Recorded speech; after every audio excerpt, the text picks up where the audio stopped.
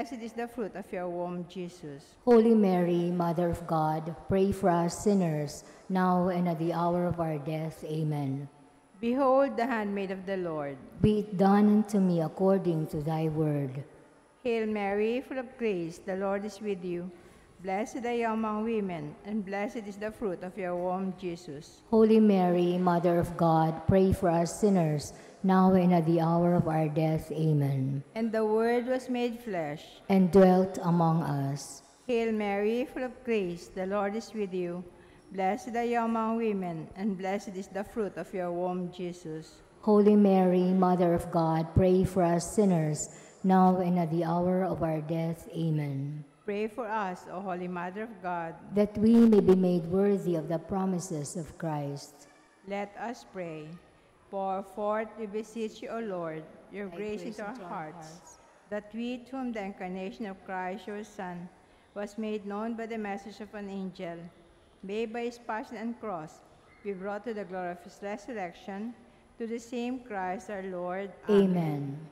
Glory to the Father, and to the Son, and to the Holy Spirit. As it was in the beginning, is now, and will be forever. Amen. Glory to the Father, and to the Son, and to the Holy Spirit. As it was in the beginning, is now, and will be forever. Amen. All together, glory to the Father, and to the Son, and to the Holy Spirit.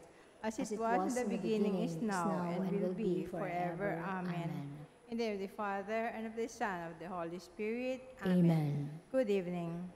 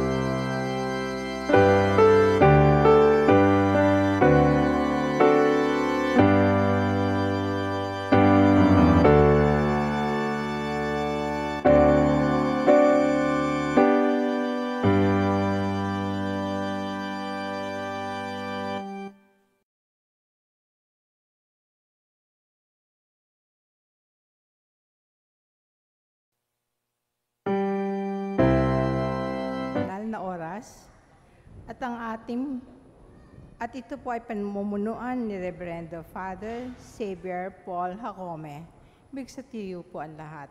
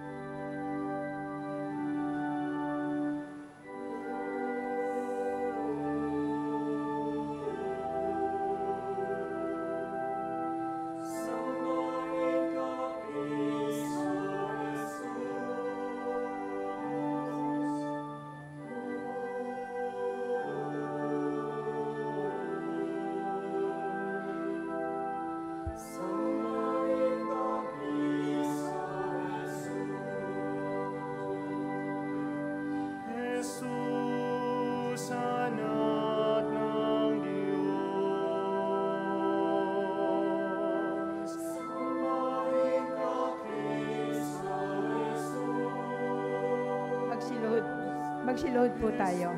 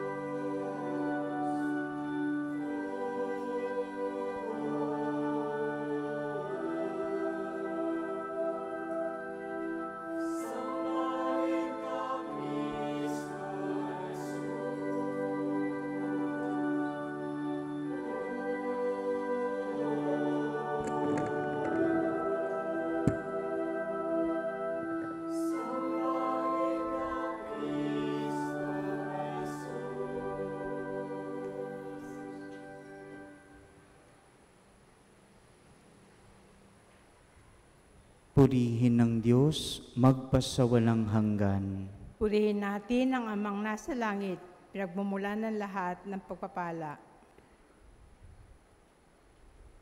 Purihin natin si Jesucristo, bukal ng lahat ng pagpapala. Purihin ang Diyos, magpasawalang hanggan. Purihin natin ang Espiritu Santo, Panginoon at tagapagbigay buhay. Purihin ang Diyos, magpasawalang hanggan. Mga kapatid, ipinangako ni Jesus na makakasama siya ng kanyang mga alagad sa tuwing sila'y matitipon sa kanyang pangalan. Binuksan ni Papa Francisco ang unang yugto ng ika-16 na pangkaraniwang pangkalahatang pagtitipon ng Sinodo ng mga Obispo. Hiling ay pagpapala ng Panginoon. Ituon natin ang ating isip sa Diyos nang sa Espiritu Santo maging matibay ang ating pagbubuklod. Gabayan tayo sa buong katotohanan at liwanagan ang mga nakikibahagi sa pagtitipong sinodal.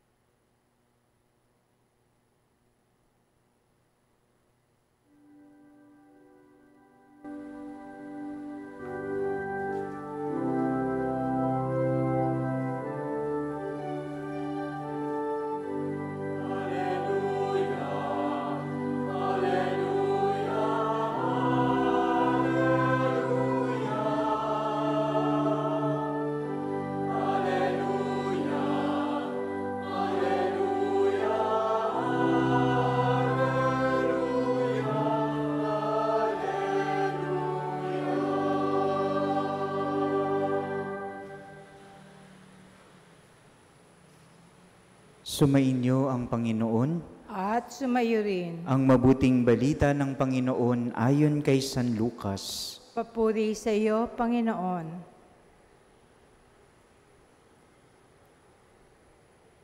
Noong panahong iyon, ang Panginoon ay humirang pa ng 72.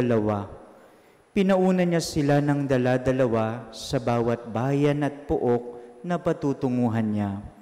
Sinabi niya sa kanila, "Sagana ang aanihin, ngunit kakaunti ang mga manggagawa. Idalangin ninyo sa may-ari na magpadala siya ng mga manggagawa sa kanyang bukirin. Humayo kayo, sinusugo ko kayong parang mga kordero sa gitna ng mga asong gubat. Huwag kayong magdala ng lukbutan, supot o panyapak. Huwag na kayong titigil sa daan upang makipagbatian kanino man. Pagpasok ninyo sa alinmang bahay, sabihin muna ninyo, maghari nawa ang kapayapaan sa bahay na ito. Kung maibigin sa kapayapaan ang nakatira roon, sasa kanila ang kapayapaan. Ngunit kung hindi sila magkakamit nito.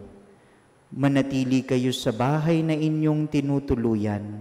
Kanin ninyo at inumin ang anumang idulot sa inyo, sapagkat ang manggagawa ay may karapatang tumanggap ng kanyang upa. Huwag kayong magpapalipat-lipat ng bahay. Kapag tinanggap kayo sa alinmang bayan, kanin ninyo ang anumang ihain sa inyo. Pagalingin ninyo ang mga may sakit doon at sabihin sa bayan, nalalapit na ang paghahari ng Diyos sa inyo. Ngunit sa alinmang bayang hindi tumanggap sa inyo, lumabas kayo sa mga lansangan nito at sabihin ninyo, pati ang alikabok dito na dumikit sa aming mga paa ay ipapagpag namin bilang babala sa inyo. Ngunit pakatandaan ninyong nalapit na sa inyo ang paghahari ng Diyos. Sinasabi ko sa inyo, sa araw ng paghuhukom ay higit na mabigat ang kaparusahan ng mga tao sa bayang yaon kaysa dinanas ng mga taga-Sodoma. Mga kapatid, ang mabuting balita ng Panginoon. Pinupuri ka namin, Panginoong Hesukristo. Mga minamahal kong kapatid kay Jesus, tayo po ngayon ay natitipon sa banal na oras, kung saan tayong lahat ay nagsasama-sama upang lalong mangusap sa ating mga buhay ang Panginoong Jesus. Sa Ebanghelyo pong ating narinig, napakinggan ninyo, isinugo ni Jesus ang 72 pang mga disipulo niya. Sa bawat bayan na pupuntahan niya, pinauna niya sila. Kung sumusubaybay po kayo sa mga Ebanghelyong atin pong binasa, bago niya isugo ang 72, sa unang kabanatang nauna sa binasa natin sa gabing ito, isinugo rin ni Jesus ang 12 apostoles niya. At sa mga pagsugong ito, may 3 paalala po para sa ating lahat. Sa panandalian nating paghinto sa atin pong buhay upang ilaan natin ang oras kay Jesus, may 3 paalala po na maaari natin pong pagnilayan sa gabing ito. Una rito, mga minamahal kong kapatid, ang katotohanan na si Jesus ang nagsusugo. Gaano man daw po kabuti ang ating kalooban, ano man po ang dahilan kung bakit kayo naririto sa harapan ng ating Panginoong Jesus, angkinin po natin at kilalanin si Jesus ang tumawag. Madali daw po kasing malasing sa palakpak ng mundo. Madali rin po tayong malunod sa ingay ng atin pong mga bagay na pinagsusumikapan. Kaya nga po, parating ipinapaalala sa atin sa bawat pagtawag at sa bawat storya ng ating bukasyon Ano man daw po ang ating tinugon, si Jesus ang tumawag. Kaya nga po, kahit rin po sa pagtawag niya, makikita ninyo, hindi tayo tinawag ng mag-isa. Ang 12 apostoles, ang 72 mga disipulo, bawat pagtawag, may katotohanang kalakip na tayo'y tinawag kasama rin ng iba, kasama rin ng kapwa natin. Pero sa pinakapuso nito, mga minamahal kong kapatid, kahit sa pagtawag sa paglilingkod, si Jesus pa rin sana ang bida. Ang Diyos ang tumawag, tayo lamang ay tumutugon sa ganang paraang makakayanan natin. Pero ito po ang dapat nating tandaan. Huwag tayong magpapalasing sa palakpak ng mundo at magpapalunod sa ingay nito. Ikalawa, bukod sa katotohanan po na si Jesus ang tumatawag at tayo lamang ay tumutugon, mapapansin ninyo mga minamahal kong kapatid, sa dalawang salaysay ng pagtawag ni Jesus at pagsugo niya sa mga apostoles niya at sa kanyang mga alagad, alam naman niya ang katotohanan na kahit siya ang nag-utos at nagsugo, darating ang pagkakataon, tatanggihan pa rin siya ng mundo. Tatanggihan pa rin tayo ng ibang tao. Na kahit pa man magsumikap tayo at kahit gaano pa tayo kagaling, mayroon at mayroong masasabi ang tao. Darating pa rin ang pagkakataon, pagdududahan rin natin ang sarili nating kakayahan kasi masasaktan at masasaktan tayo. Pero ang paalala sa pareho pong salaysay ng pagsugo ni Jesus, napansin niyo po ang utos niya? Sa tuwing hindi kayo tatanggapin, ipagpag ninyo kahit ang alikabok na nasa paanan ninyo.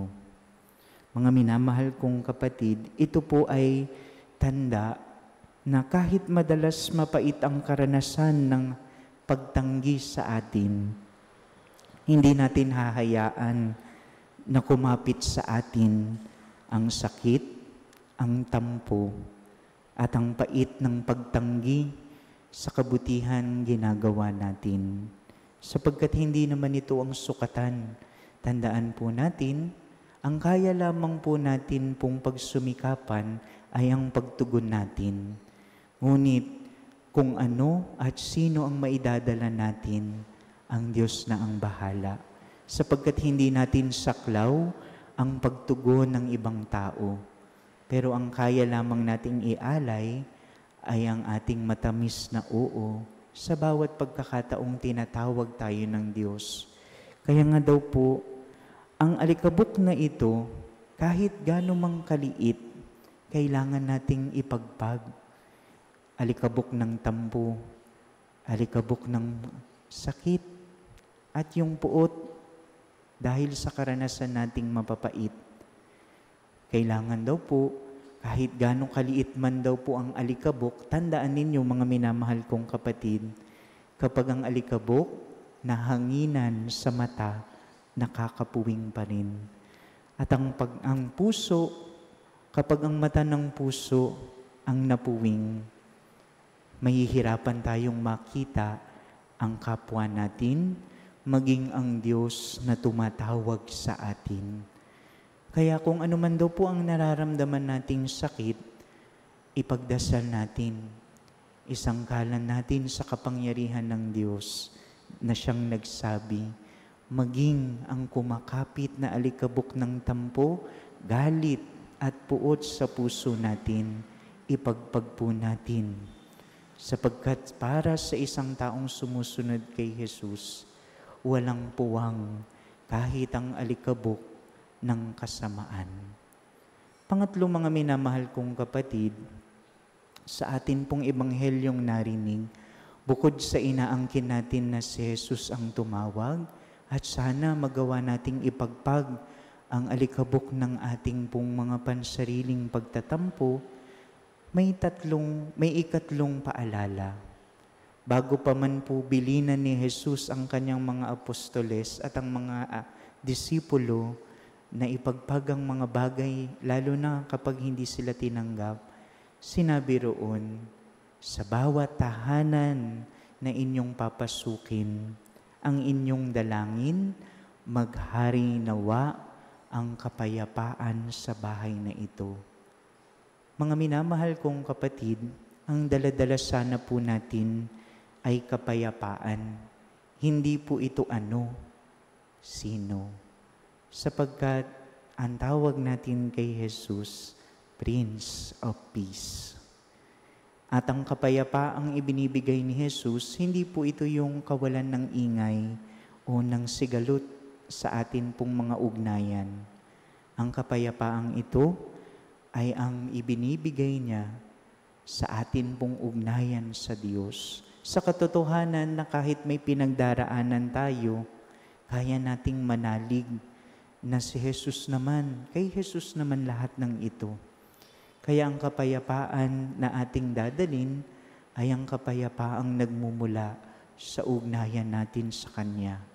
Kahit may tampo, kahit paminsan sarado ang mga puso at isipan ng mga taong ginagawa natin ng mabuti.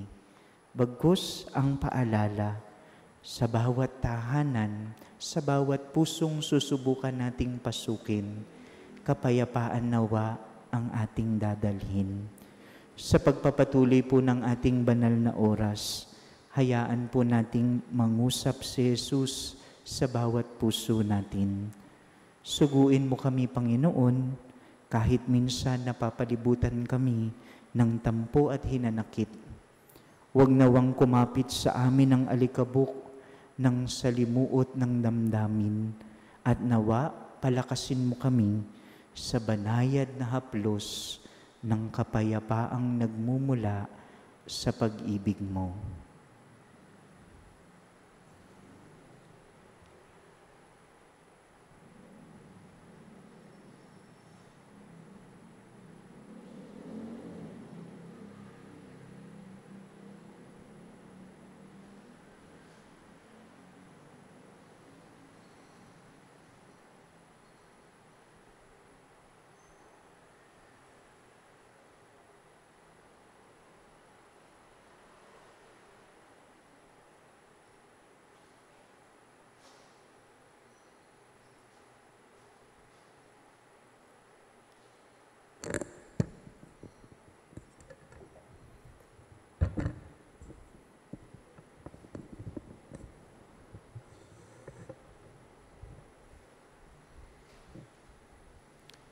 Magsitayo po tayong lahat.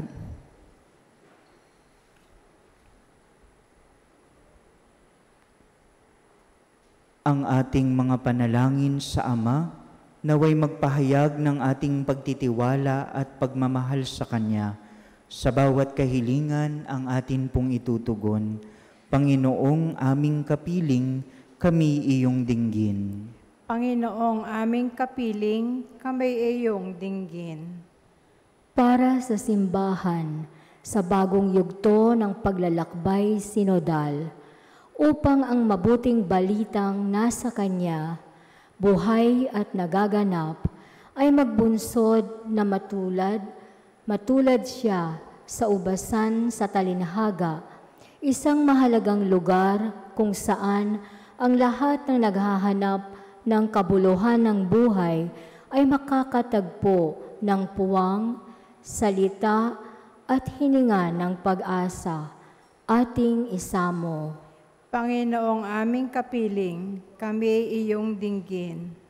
Para sa mga obispo at ang lahat ng nakikibahagi sa pagtitipong sinodal, upang ang mga panukala ay bumukal sa pakikinig sa Espiritu Santo nang madama ng buong bayan ng Diyos na pinasisigla ng pagbubuklod, na sila ay nakikibahagi sa buhay ng simbahan at dapat maging buhay at nakahihikayat na saksi sa mundo ng kasariwaan ng mabuting balita. Ating isamo. Panginoong aming kapiling, kami iyong dinggin. Para sa mga teologo, upang ang kaloob na karunungan at pagpapahayag ng Diyos ay matambal sa kanilang ibinahagi sa gawain ng pagtitipong sinodal, nang ang biyayang pananampalataya ay maging buhay ng buong bayan ng Diyos. Ating isamo. Panginoong aming kapiling, kami iyong dinggin. Para sa mga kabataang naghahanap ng katotohanan at tunay na pagsaksi, katiyakan at espiritualidad, upang bilang bunga ng paglalakbay sinodal, lalo silang makisangkot sa buhay at misyon ng simbahan sa kabila ng mga hamon ng mundo sa kasalukuyan, ng marami sa kasinggulang nila ang umigting ang pag-asang umuusbong sa pakikipagtagpo kay Kristo, ating isamo. Panginoong aming kapiling, kami iyong dinggin.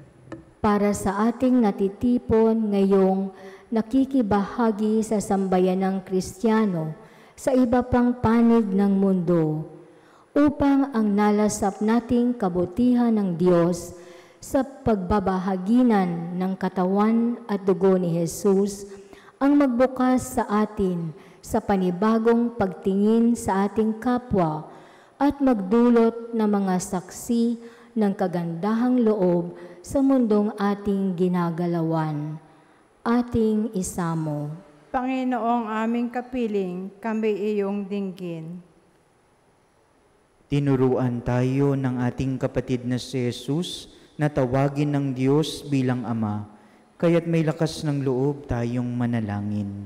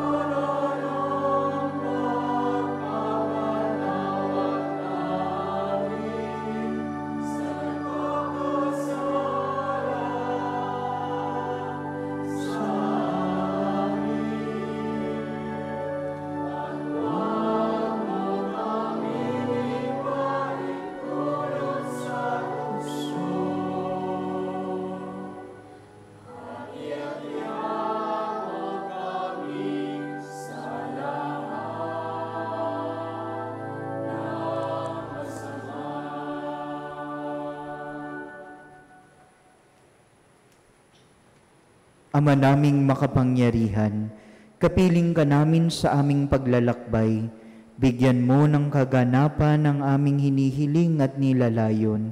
Ikaw na nakababatid ng lahat ng nakabubuti sa amin habang kami naglalakbay sa mundong ito, hanggang kami sumapit sa tunay naming hantungan sa piling mo. Sa pamamagitan ni Jesucristo, kasama ng Espiritu Santo, magpa sa walang hanggan. Amen. Magsiluhod po tayong muli.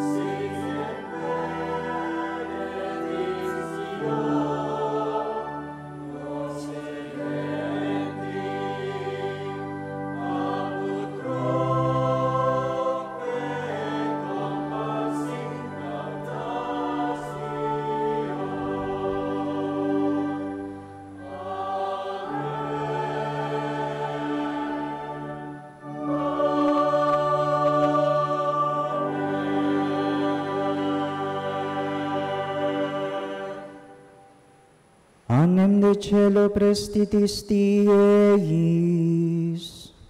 Omne delectamentum in si habentem. Oremus. Deus, qui nobis sub sacramento mirabili, passionis tui memoriam reliquisti, tribueque sumus, ita nos corporis et sanguinis tui sacra mysteria venerari, ut redemptionis tui fructum in nobis iugiter sensiamus, qui vivis et regnas in saecula saeculorum.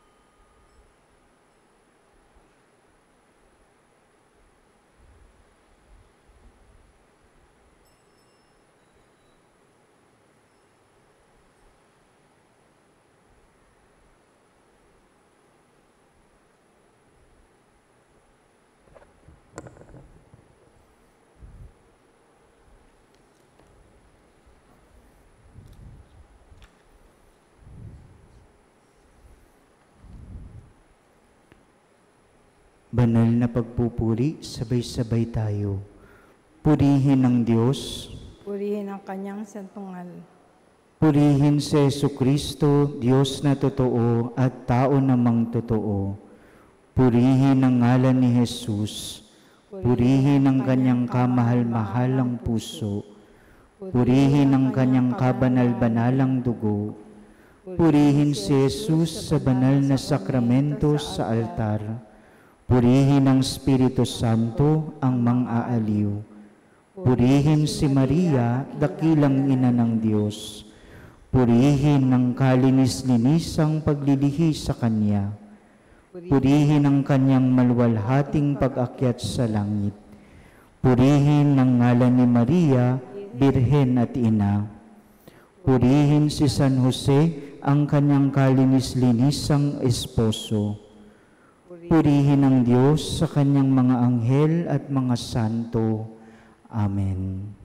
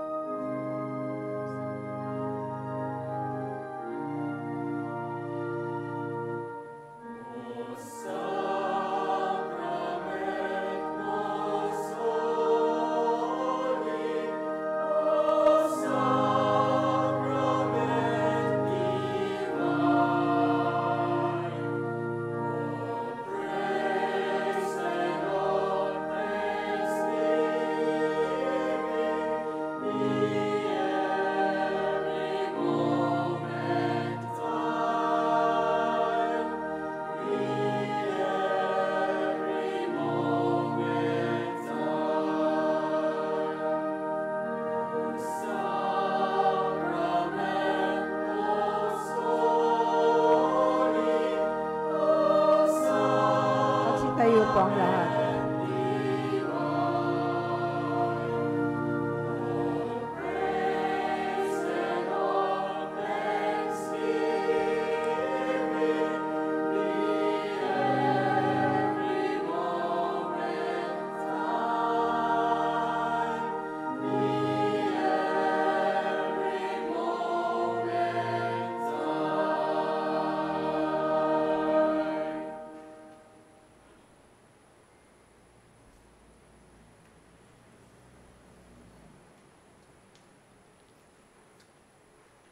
Mga minamahal ko pong kapatid, sa pagtatapos po ng atin pong pagsasama-sama sa banal na oras na ito, ilang mga patalastas at paalala lamang po sa darating po na ika-11 po ng Oktubre, dadalaw po ang mahal na ina na Loreto dito po sa atin pong simbahan. Kaya po ang lahat po ay inaanyayahan, magsama-sama po tayo. Ito po ay sa darating na Miyerkules. At sa pagdating po nito, sisinayaan po ito ng atin pong pagsalubong sa mahal na ina at mayroon rin pong misa sa ganap na ika-6 ng gabi. Kaya po mananatili rin po ang imahe ng ating mahal na ina dito po sa atin pong parokya hanggang sa darating na susunod na linggo. So from October 11 hanggang October 15 po, nandito po ang atin pong mahal na ina sa ilalim ng kanya pong titulo na Ina ng Loreto. Gayun din po sa ika-14 po ng atin po, ng Oktubre, Sabado po iyon, pagkatapos po ng atin pong misa, ay magkakaroon po tayo ng rosaryo ng kalinga. So, yun rin po, ganoon rin po ang paanyaya sa atin. Lahat po tayo ay magsasama-sama dito po sa atin pong simbahan. Amin po ang pasasalamat sa lahat po ng nakiisa at sa lahat po ng nagtulong-tulong para tayo po ay makapagtipon ng maayos at may dangal para sa gabing ito, sa choir, sa lahat po ng servers, sa mga lectors, sa lahat po ng sa mga greeters po natin, at sa inyo po na nakiisa sa gabing ito. Maraming salamat po. Mag-iingat po tayo sa atin pong pag-uwi at nawa ingatan tayo ng ating mga anghel. Salamat po, maaari po tayong magsiupo panandalian para po sa mga nagnanais pong manatili sa katahimikan rin po ng gabing ito na ating inialay sa Panginoon.